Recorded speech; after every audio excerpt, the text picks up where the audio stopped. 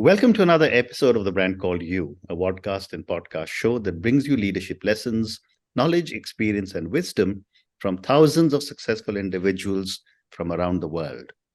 I'm your host, Ashutosh Garg, and today I'm privileged to welcome a very accomplished professional and an author from Toronto, Canada, Marguerite Orane. Marguerite, welcome to the show. Thank you, Ash. Lovely to be here. Thank you. Marguerite is a joy coach and she's an author. And all of you know I'm very partial to authors. We're going to talk about her books, which are free and laughing, spiritual insights in everyday moments, and forget it, what's the point, letting go and claiming joy. Marguerite is also the Chief Executive Officer of Free and Laughing Incorporated. So Marguerite, let me start by asking you, tell me about your own journey in brief after you sold your family business and went off to Harvard Business School. So I went off to Harvard Business School, returned, and I actually went back to Jamaica, which I think is very unusual. Most people, when they leave Harvard Business School, head to Wall Street. In fact, I was so committed to going back to Jamaica that I didn't even interview on campus. So while my classmates were interviewing, I was doing pottery and tap dance classes at Harvard Square. So I went back and I worked with a Jamaican locally based conglomerate. And I did that for about 4 years. And that has been the only time in my life when I've been employed by someone else. The rest of my life, I've been self-employed. Oh, wow. And I kind of figured out after 4 years that I don't know if I like this employment thing. The word free in the name of my business kind of describes me. Oh, wow. So I left and, did some soul searching, and I decided to step out on my own, create my own job. Remember, I grew up in an entrepreneurial family, so it wasn't unusual. Amazing. And over those many years, decades, I have gone through many sort of permutations around consulting, then into facilitation, and now in coaching in the area of strategy, culture, and leadership. And then I moved to Toronto in 2009. I moved there here with my 2 teenagers and 3 dogs. And I maybe, it's the immigrant perspective that, okay, I'm in the land of opportunity. I have so much to give. I mean, I have a Harvard MBA. I have all of this experience. I had worked with the Canadian government on projects. I'd worked with one of the large consulting companies on a project. Land here, and nothing, no job. Amazing. So I was interviewing, pounding the pavement, selling myself, and then one day I just decided, something. It was one of these moments where clarity hits you like a bolt of lightning. Aha moment, huh? Yeah, and I was sitting in this job interview with in one of the big banks, and I almost had I call it an out-of-body experience, because I actually was sitting there being interviewed by this woman, but I was looking at myself being interviewed. And there were 2 conversations. One was the words I was speaking, scripted in response to her ridiculous questions. And the other was, I don't want this job. I don't want to be in this organization to report to this lady. And I made up my mind right there. I was done. So I headed out of the job interview, went downstairs, got on the train with a sense of freedom. And by the time I got home, about a 45 minutes ride, I had made up my mind. Back to doing what I always do, which is create my own job. Amazing. And then here's the freaky thing about it. The next day, my eldest son was visiting from Trinidad, and we went out, spent the day together. I didn't have my phone, no email. I was being good. I was being totally focused on him. Come home in the evening. This was November. And come home and check my email. And there is an email from a client in Jamaica, a former client in Jamaica, saying, Marguerite, would you be available to come to Jamaica in January to facilitate our strategy retreat? And I'm like, oh, good for you. Wonderful. yeah. Wonderful. And as they So say, the rest is history, right? the rest is history. Yeah. Fantastic. Fantastic. Yeah. So, Margaret, when I was reading about you, you also say that you have found your way through mindfulness meditation. Ah, yes, Help me yes. understand this and give me an example. So, like all of us, we have really challenging moments in our lives. People see my smiling face and think, oh, Marguerite doesn't have a thing to worry about. They have no idea. But I will not burden people with my worries. Absolutely. Because most people have enough of their own. But I guess in my early 30s, I was trying to think back to where it is, I started to really get interested in meditation. I had been doing yoga, not regularly, but sort of doing it. And then I met this teacher, and he said to me, the purpose of yoga is to prepare you to meditate. I'm like, really?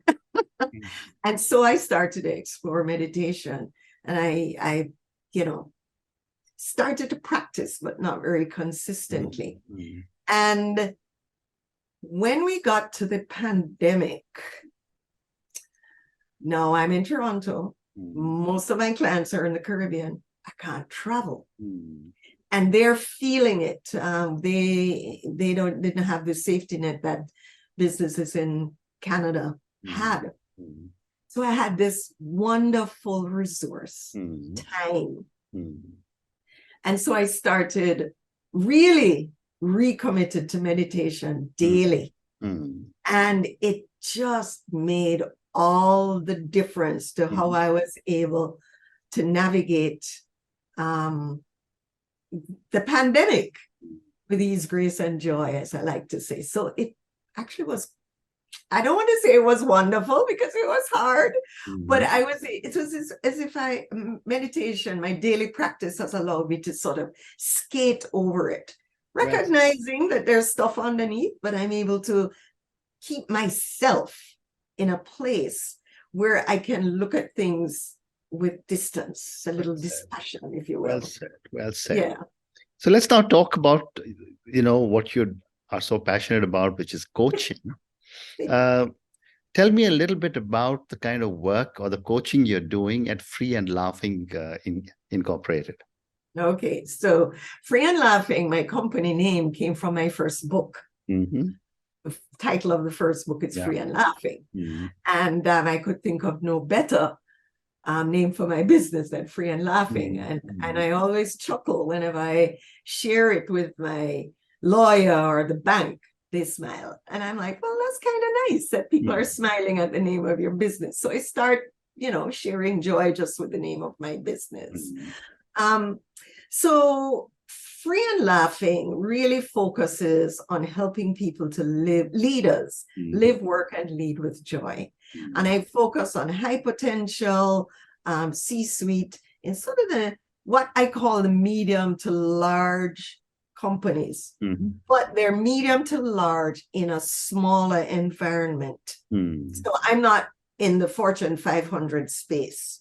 I'm in the more entrepreneurial, growth-oriented, the companies that have started in that rapid growth stage, starting to put structure in place, concerned about culture, getting their leadership team together. That's the set of people that I love.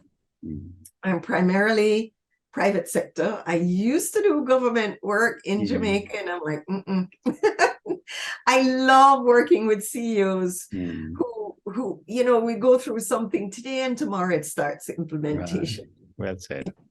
Wonderful. And so I primarily start with strategy, which I still love. I've gone through many times of saying, I'm going to stop doing strategy, but I just love it, Ash. I just love it. And from strategy come two things that I think are crucial. There is culture and there is leadership. Correct. And I think if you want to have any any chance of successfully implementing your strategy. It's culture and leadership. And of course, you can't, the leadership leads the culture, right? Correct. And there is this myth out there that culture is hard, can't change it, blah, blah, blah. Not true, which you would know, having with your experience, of course you can change the culture. Yeah. So, and it's hard, but never as hard as you think it is. Now, so I take a facilitated approach. I believe in the wisdom of groups, which enables me to be multi-industry. So I'm not industry specific, because what I bring are group processes and my knowledge of strategy. And so we have these great, very involved and interactive and fun sessions, but doing very, very serious work. But what it does is that it really just engages people in the strategy. No, that's great. And I always got great reviews about my strategy work. But then where was the execution? I'm like, but you said you got so much and this is great. Where's the execution? Well, blah, blah, blah. And so that's what got me into coaching, which is really coaching around strategy execution, either individuals and or teams, leadership teams. So that's what I do. Amazing. You might be wondering why joy? Well, joy stands for journey of you. Because for us to be joyful, we have got to chart our own journey. Correct. Too many of us are on a treadmill that's defined, or a ladder, if you will, that's defined by family, society, sort of group think, and not taking the time to think about, well, who am I? Who am I as a leader? What are my values? What am I bringing? Not that you can't learn from other leaders, but you never want to say, I want to be just like, because you can't. You're unique. Correct. So who is this unique you? Correct. So that's where the joy comes from, helping define that. Yeah. And the other thing that I wanted to also get your perspective on was that how can humor, laughter, and optimism improve performance? So we know that no man is an island, no woman is an island. Anything we want to get accomplished, we need others to help us. Correct. And laughter is like an immediate connector. I mean, I don't know if you've ever had an experience where somebody starts laughing and you just start laughing. Absolutely right. It's contagious, right? Yes. So think of that in a team where you have a task that you have to do. You need the connection with the team and amongst the team. And what's the quickest way? Laughter. So I'm actually, I don't know if this popped up on my bio to you, but I'm actually a laughter yoga leader as well. Okay. So I lead laughter yoga sessions and do all sorts of stuff where I just help people to laugh for no reason. I'm very careful with jokes because jokes can be very sensitive. They're culturally specific. So I just say, listen, we're not going to tell too many jokes here. We're just going to laugh together and have fun. And in that, with that connection, now you're actually able to work together to achieve your goals that you have said you wanted to achieve as a team. Wonderful. It's very important. Wonderful. So I've got a couple of more questions on coaching, then I want to move to your books. Sure. My next question to you, Marguerite, is that given the kind of amazing background that you've had, been to the top business school in the world, an entrepreneur, started being, or become your own boss. My question is, how has your background supported your own coaching philosophy, your values, and your style? Ash, I think I had one of the happiest childhoods ever. Fantastic.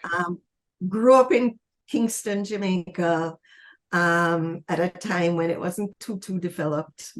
Had an elder brother, a younger sister.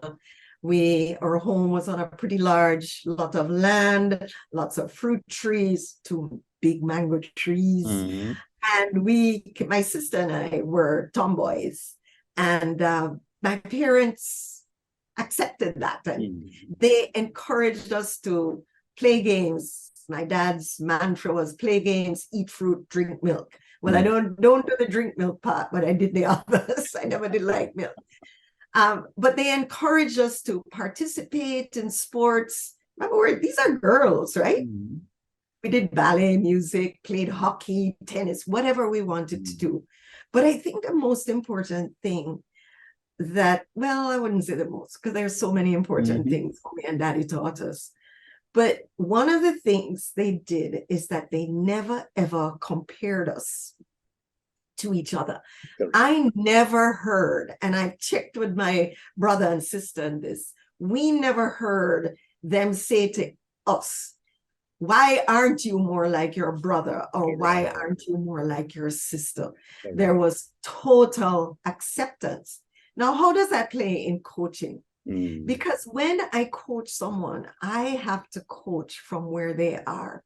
I have to accept where they are, no judgment, neither good nor bad, and just move from there. And I think that has served me very, very well in my coaching approach. So I think coming right back to my family upbringing has been and it's really something that has taken me through everything I've done in life. That is a very, very powerful statement that you're making, because upbringing and family really has a very strong influence on us. It does. It does. So one more question that I wanted to ask you, and given the number of people, and you said the C-suite leaders you're talking to and CXOs, I wanted your perspective on how the younger leaders, I'm from the boomers generation, and but I always say the millennials and the Gen Zs are now coming into positions of influence and power.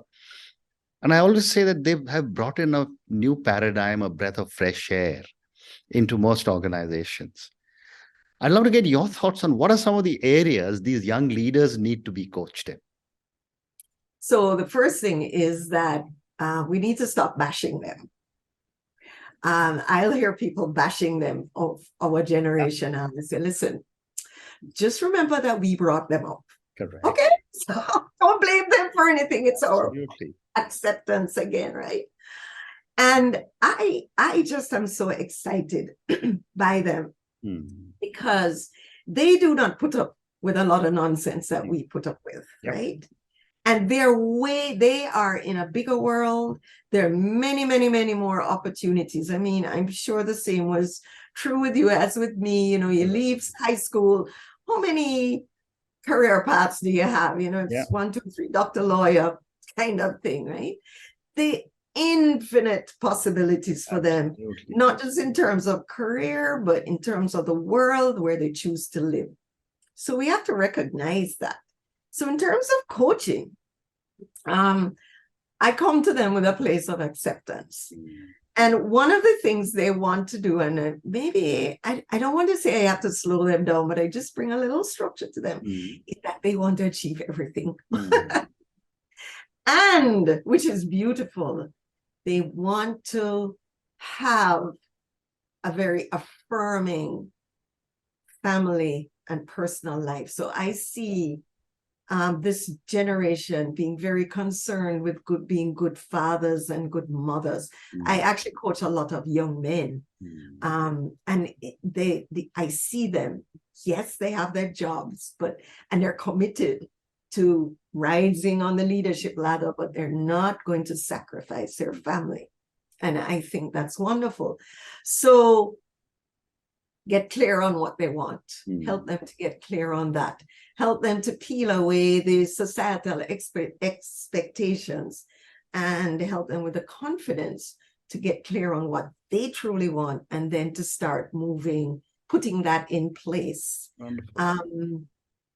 Wonderful. Yeah. And so now I'd like to move to your two books, Free and Sure. Laughing, which is spiritual insights in everyday moments. And the second one you said is Forget It, What's the Point? Letting Go and Claiming Joy. Before I ask you to tell me about the books, I'm assuming that these are available on Amazon. They are. Okay. So I'm going to ask all our viewers and listeners to go out and check Marguerite Orane's book on Amazon. Both the books I just talked about. I'm going to go and check them Yes. out myself. Yes. Marguerite, tell me a little bit about your hypothesis when you wrote these books. Well, I didn't set out to write a book in the Okay. first one. Neither one did I say, I'm going to write a book. What happened with the first one? In 2006, I started a blog, just writing. And I had a lot of people say, oh my gosh, your blogs are great. It was really just my sort of outpouring my own personal experiences, my outlook on life and joy and all sorts of stuff. And people would say, oh, Marguerite, these are great. You need to write a book. I'm like, yeah. Anyway, in 2007, my mom was going to be celebrating December, her 90th birthday. And so there was this quandary. What do I give mommy for her birthday? She has everything material that she wants, which is not much. You get to 90, you're like, you know, you've learned. Absolutely. It's not the stuff that matters, right? And then one day, sort of in the shower, what I call a shower moment, it came to, a book, because I've already written it. I already have the content. So I put that in my head. And it went on vacation, decided I was going to do the book, came home after summer vacation, and one weekend in September, it was actually a weekend where we had a tropical storm. And so I couldn't go anywhere. And I just sat down and I went through all my blogs. And it was very intuitive. And I literally just printed out the ones that I liked. And I looked at them and they started to come together beautifully in 6 categories: be present, observe, accept, release, trust, and love. They all came together. I'm like, okay, that's a book. And all I can tell you, long story short, is that book came together in 3 months. This is before I even knew about print on demand, with such ease.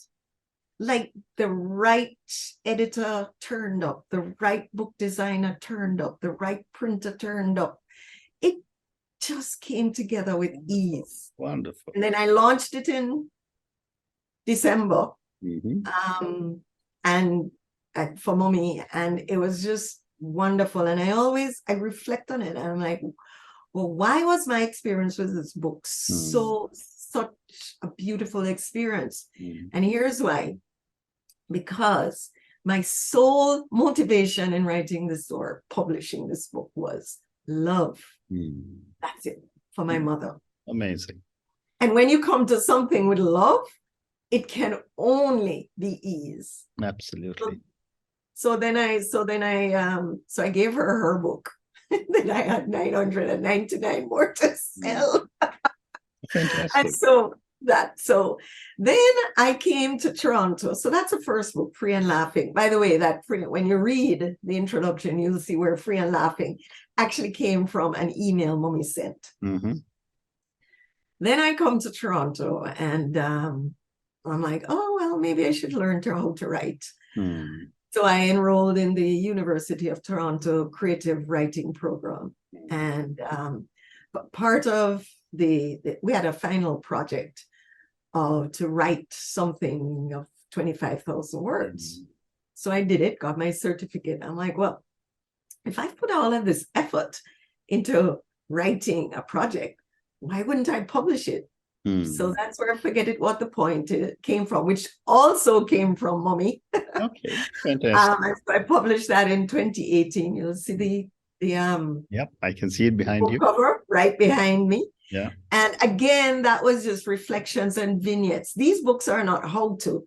These books are my experiences that hopefully cause people to think about their own life experiences. Wonderful. I don't like to tell people what to do. Absolutely. Actually, I like it, but I know it's not very effective. I agree. But I am going to ask you my last question. And Okay. it's going to be to ask you to tell people not what to do, but for all our viewers and listeners, tell me, what would you say are three lessons from your own amazing life that you would want them to take back? So you can always start again. Mm. That's crucial. Yeah. So if you make a mistake, if you mess up, Yeah. whatever, it's okay. You can always start again. Mm. The second one is you can always choose joy. Mm. That is a choice that I make every single morning when I get up, that today is going to be a joyful day. Yeah.